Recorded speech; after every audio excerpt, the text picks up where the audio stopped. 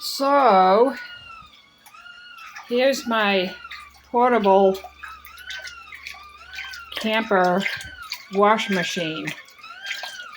I've got 3 pieces in there, 2 pairs of shorts and a shirt.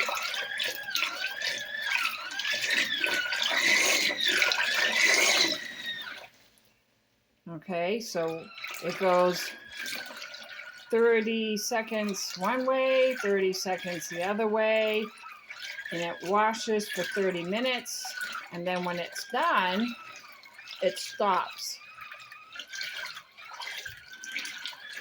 You can see how dirty the water is, but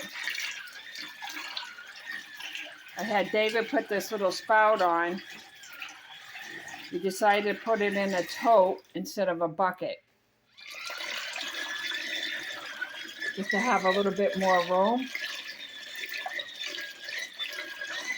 So I think what I'm gonna do is I'm gonna buy another one of these to put on this side.